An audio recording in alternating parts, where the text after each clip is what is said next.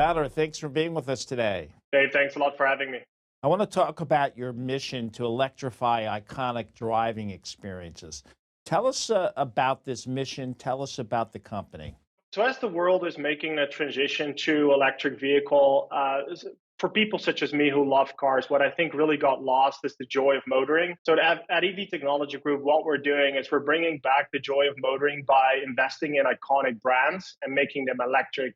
We started doing this by investing in Moog International, with which we're coming out with the Moog Electric in this summer. Wouter, your company is taking iconic brands and turning them into electric vehicles. Is anyone else doing this, and why this business model? I think where most people focus on at the moment is try to create new brands completely from scratch with all kinds of new technologies.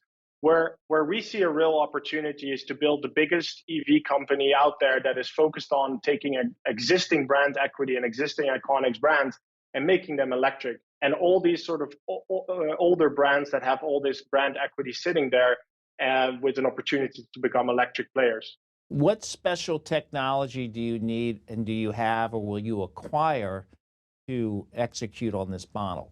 At EV Technology Group, what we're really focused on is looking for that common denominator. So when you're looking at a sports car, there's a variety of different sports car brands, but they can use the same underpinning, the same core technology in terms of sharing of the EV platform in order to make them electric.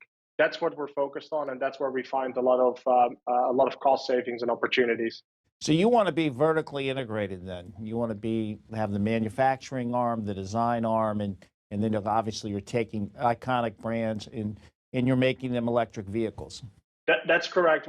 In terms of our electrification strategy, we would be looking at the design. This includes looking at actually getting these cars to market, the manufacturing of these vehicles, and then critically also the distribution in getting these vehicles and cars into customer hands. Well, let's talk about Moog. You became the largest shareholder of that company.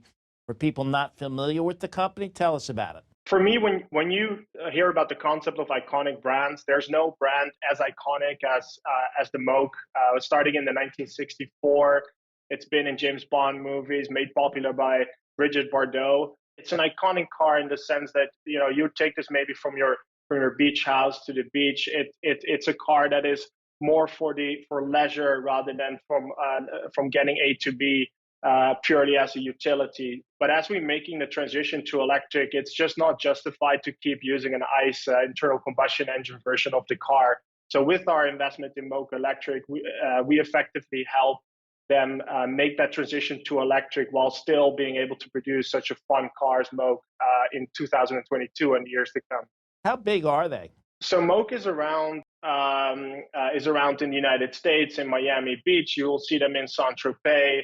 It is a smaller series manufacturer, but as a global brand, it is definitely there in terms of iconic brands in a variety of these different markets. So how does that help you capture value in the electric vehicle market by investing in them?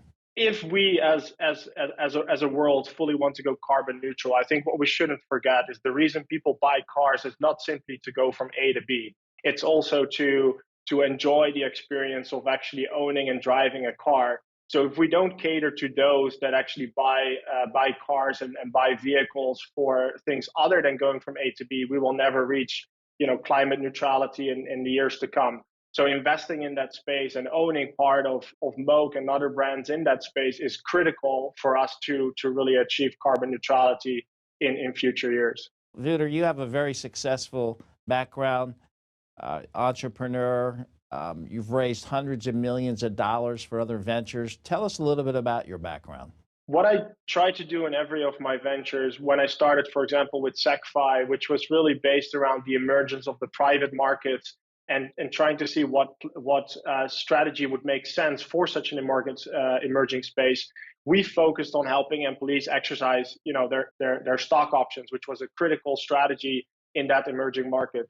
2 years ago, when I took one of my companies called DeFi Technologies to the public markets, we didn't just follow the trends in terms of any DeFi strategy. What we actually focused on is a very particular problem where institutional investors find it difficult to get access to decentralized finance. Similarly, in EVTG, we are not going after the more mass market operations. We're looking for what is the smart strategy to play that is actually efficient with investor capital, which is looking at what brand equity is already there and helping them electrify. And that's kind of like the thread between every business that I've built in the past 10 years. What's the essential value proposition here for investors? Why should they take an interest today? If you think about it, what the alternatives are, when you look at companies such as Lucid or Rivian, what they effectively have to do is not only do they have to design and create and manufacture a vehicle from the ground up, but they also critically need to invest into getting these customers to the consumer and getting consumers to actually want to buy these vehicles. When you look at the segment where it's more about the emotion, it's more about the experience of driving, what you'll see is it takes many years to build up a brand. And you'll find that there's a lot of nascent brand equity left into some of these vehicles and brands that we can effectively make electric at a much lower cost.